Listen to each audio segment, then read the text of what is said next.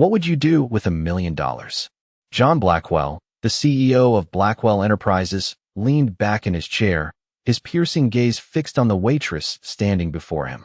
The restaurant's quiet atmosphere buzzed with the low hum of conversations. But for Emily Smith, this moment felt like the world had frozen.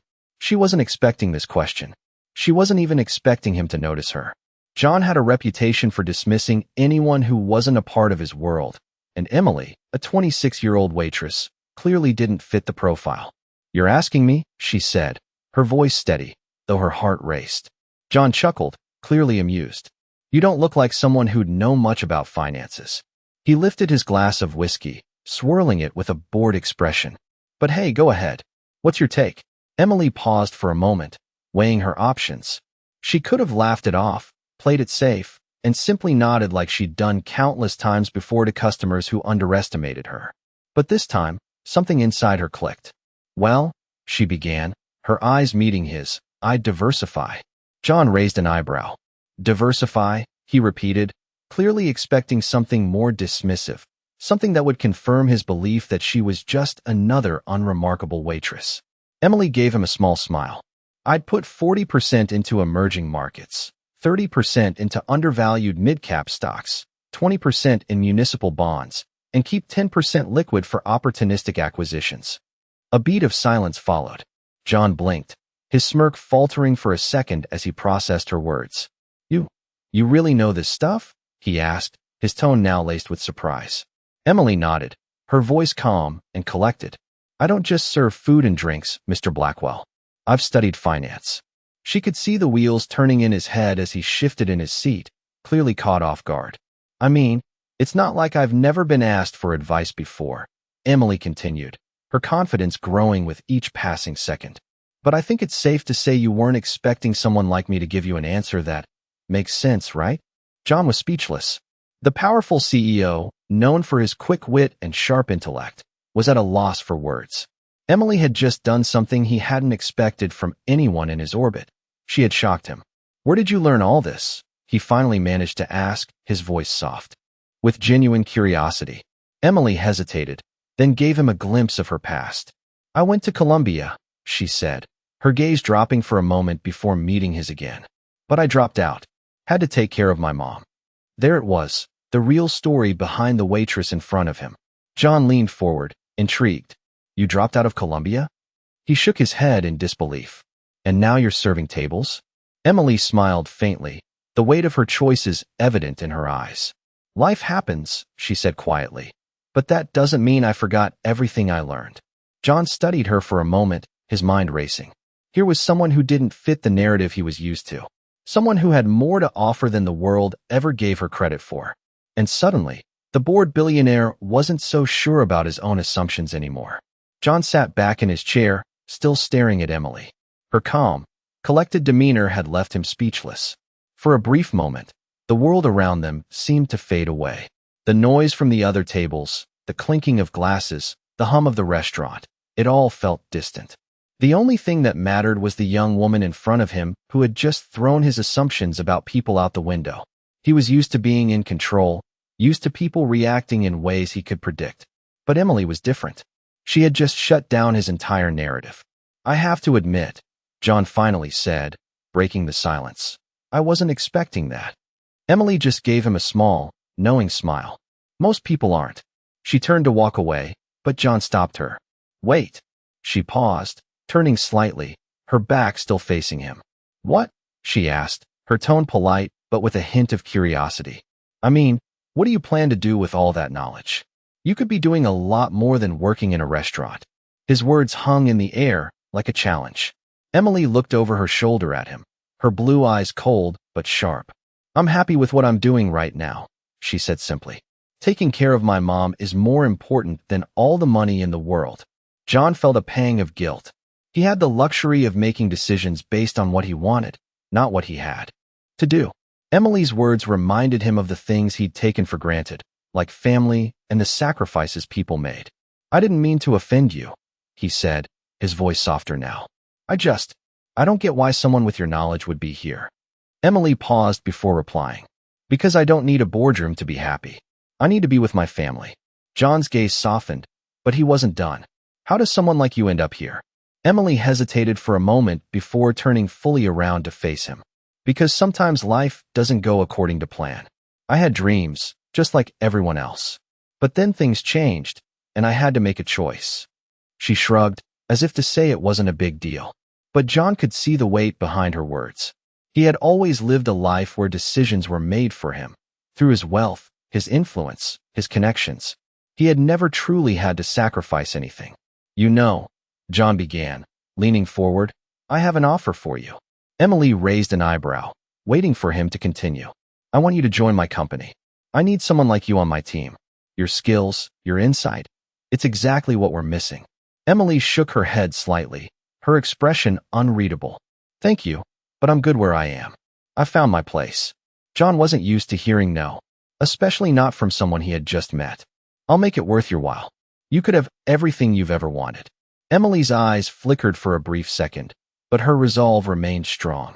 I've already got everything I need. John leaned back in his chair, momentarily defeated. You're turning down $1 million offer. Emily smiled faintly.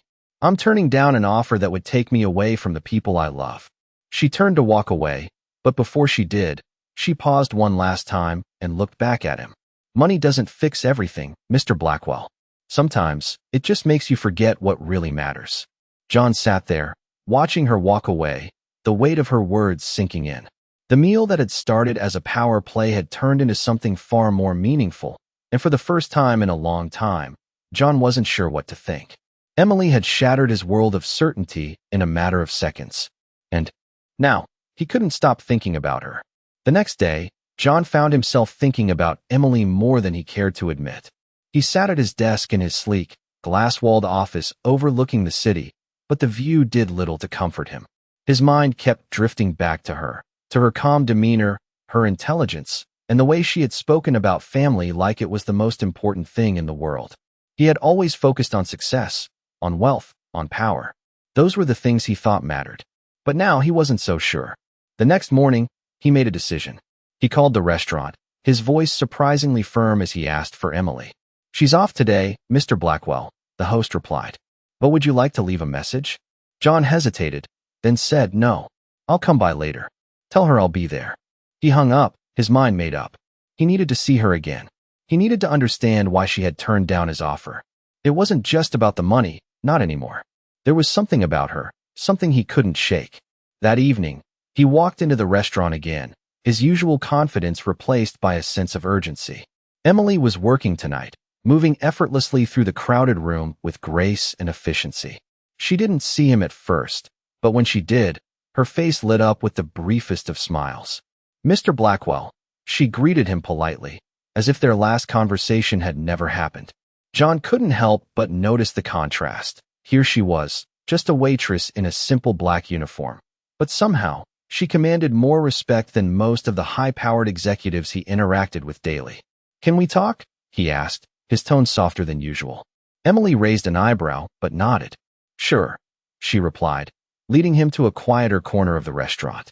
They sat down, the noise from the other diners seeming to fade as she looked at him expectantly.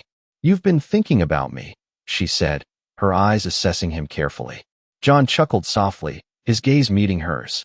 I've been thinking about you a lot, actually. Why? She asked, leaning back in her chair. John ran a hand through his hair, trying to find the right words. Because you surprised me. I didn't expect someone like you to turn down an opportunity like the one I offered. And the more I think about it, the more I realize that I don't understand why you made that choice. Emily considered his words for a moment before responding. Maybe because I've learned that life is about more than just opportunities and money. She paused, her voice softening. I've seen how wealth can change people, how it can make them forget what really matters. I don't want that for myself. I don't want to lose sight of what's important. John felt a shift in him, a stirring he couldn't quite explain. And what is important to you? He asked, genuinely curious. Emily smiled, a warm, knowing smile. My family. The people I love. That's what matters to me. Her words hit John harder than he expected. For the first time, he realized how far removed he was from those things. His life had become a series of deals, of transactions, of constant ambition to climb higher. He had forgotten what it was like to simply value the people around him. Emily's quiet strength was a reminder of the things he had pushed aside in pursuit of more. John sat in silence for a moment, the weight of his own choices settling in. "You're right," he said quietly. "I've spent too much time focusing on the wrong things." Emily's expression softened. "It's never too late to change," she said gently. John looked at her, the respect he had for her growing in that instant. He had been the one to offer her a chance, but it was clear now that she had given him something far more valuable in return, a lesson in what truly matters. He stood up, feeling a new sense of clarity. "Thank you," he said, his voice sincere, "for making me see things differently." Emily nodded, giving him a small, knowing smile. "It's the least I could do." John left the restaurant that evening with a newfound perspective. He didn't know where his journey would take him, but for the first time in a long while, he felt like he was on the right path. And as for Emily, he realized that she was exactly where she needed to be. The restaurant, her family, and her quiet strength were all the success she needed. And maybe, just maybe, that was something he could learn to understand. Weeks went by, and John continued to think about Emily. Every time he found himself stuck in a meeting or surrounded by the endless hustle of his world, he remembered her words, her calm demeanor, and how she seemed to have a clear sense of purpose. Meanwhile, Emily kept going with her life, continuing to serve at the restaurant and care for her mother. She didn't know it, but John's visit had changed something in him. He had spent most of his life chasing success through power and wealth, but now he was beginning to question if there was more to life than just that. One quiet evening, as John sat at his desk once again, his mind wandering to Emily, he had an idea. It wasn't a business proposition this time. It wasn't about profit margins or expanding his empire. It was about something more personal. He stood up from his desk and dialed the number for the restaurant. The host answered, and John's voice came through the line with a new sense of determination. "Is Emily working tonight?" The host confirmed she was, and John made a simple request. "Please tell her I'd like to meet her again, this time as a friend." He hung up the phone and waited. A few hours later, Emily walked into the restaurant for her shift. As she entered, she saw John sitting at a corner booth, looking more relaxed than she had ever seen him. He smiled when he saw her, gesturing for her to sit. "It's good to see you, Emily," he said, his tone genuine. Emily was a bit taken aback. "Good to see you too, Mr. Blackwell," she replied, trying to keep the formality, but she could sense something had changed in him. "I thought we could talk. Not about business this time," he added with a soft laugh. "About life. About what really matters." Emily took a seat across from him, her curiosity piqued. "I'm listening," she said. John leaned forward, his hands clasped on the table. "I've been thinking a lot about what you said. About family, about priorities, about not losing yourself in the chase for more. And I realized I've been chasing the wrong things for far too long." Emily watched him closely, studying his expression. There was no trace of the cold, calculating CEO she had first met. In his place was a man who seemed uncertain, vulnerable even. "I spent so much time building an empire, thinking that would make me happy. But I missed the point. I missed the people who mattered. I missed life itself." He paused, letting his words sink in. "I guess what I'm trying to say is, I'm not the person I used to be, and I don't want to be him anymore. I want to be better. I want to start over. I'm asking for your help, Emily." Emily was silent for a long moment, processing his words. She had seen his arrogance, his pride, and now she was seeing a side of him she never expected, humility. "I'm not sure how I can help you, Mr. Blackwell," she said softly, "but I think you're on the right path." John nodded. "I think you're right. I don't need to fix everything in one go, but I want to make better choices, not just for me, but for the people I care about." Emily smiled, a gentle smile that held both understanding and hope. "Sometimes, making better choices is the hardest part," she said, "but it's worth it."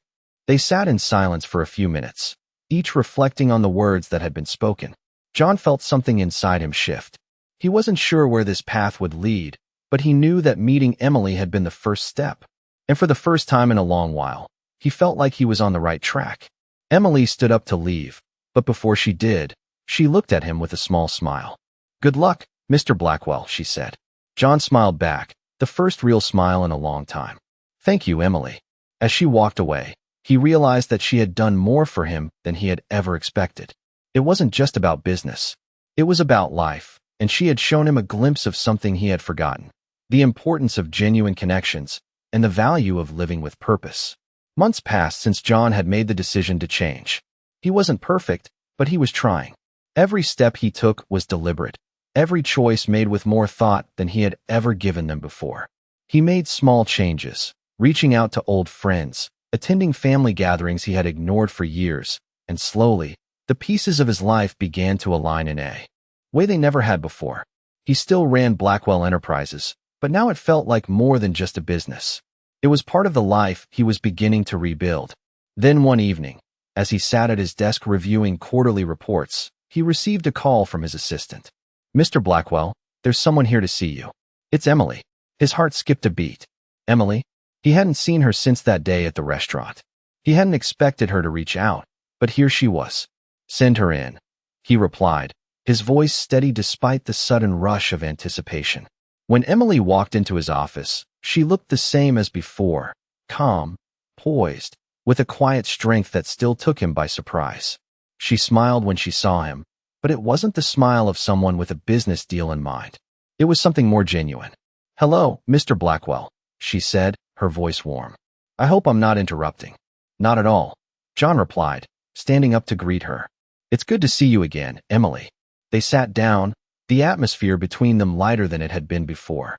The tension that had once existed was gone. Emily studied him for a moment, as if assessing the changes in him. "I've been thinking a lot about our last conversation," she said, breaking the silence. "And I wanted to thank you." John frowned slightly, confused. "Thank me? For what?" Emily's smile softened. "For reminding me what really matters. I've been so focused on my job and helping my mom, but I realized I've been holding on to a lot of resentment, and that's not healthy." John nodded, understanding her words. "I think we all get caught up in things that don't matter sometimes." Emily hesitated for a moment, then spoke again. "I've been offered some new opportunities," she said slowly. "And I wanted to ask you something. If I joined Blackwell Enterprises, not in a financial role, but in something that aligns more with my values, would you consider that?" John sat back in his chair, surprised by her proposal. "You want to join the company?" Emily nodded. "But not in the way you think. I want to bring more purpose to the work we do. Something that's more than just about profit." John's mind raced. The idea of working alongside Emily again, knowing she was a person who valued what he had come to appreciate, made sense to him in ways that nothing else had. He thought about it for a moment before responding. "I'd be honored to have you on board," he said with sincerity. "I think you could help me steer this company in a direction that's more than just numbers." Emily smiled, and for the first time, John saw the connection between them, not just as colleagues, but as people who understood what it meant to find meaning in their lives. As she stood to leave, Emily turned to him one last time.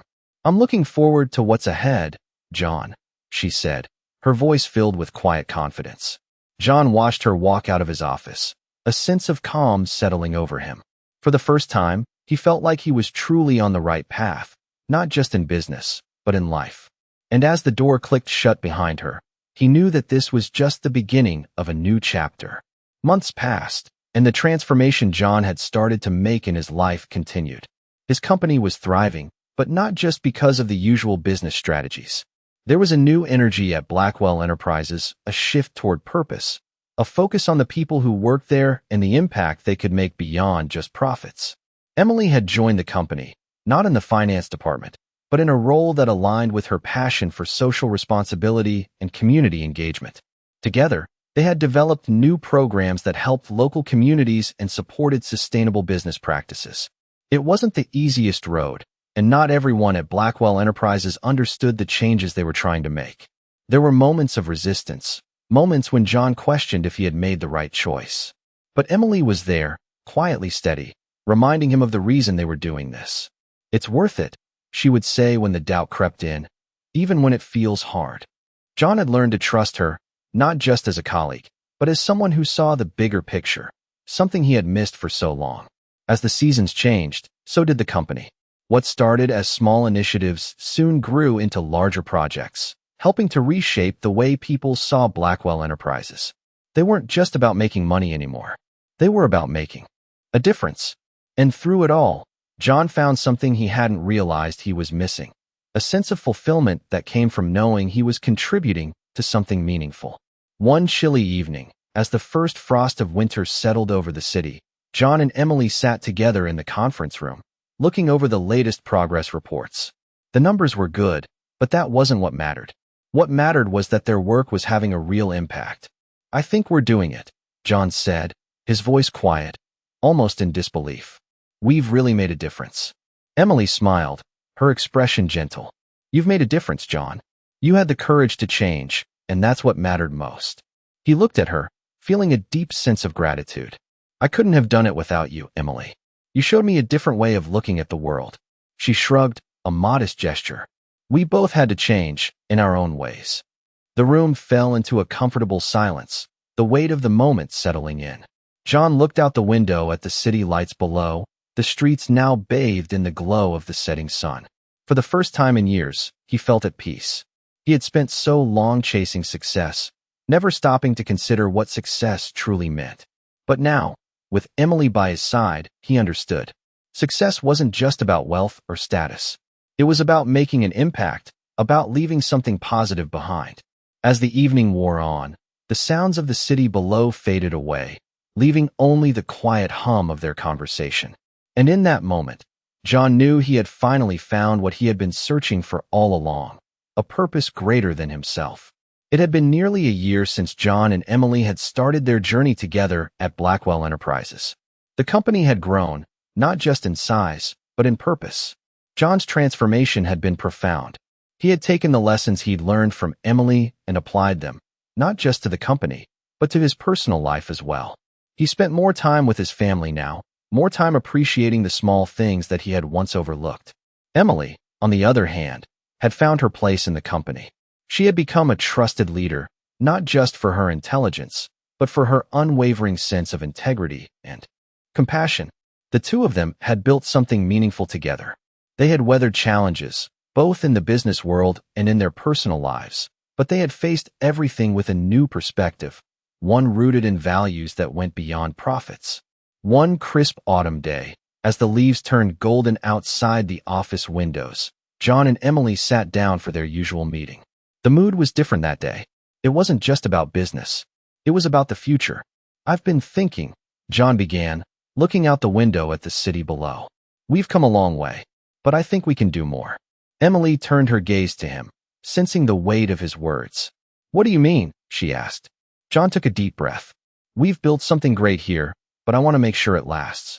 I want this company to stand for something that doesn't just rely on us, something that will continue long after we're gone." Emily smiled, a glimmer of understanding in her eyes.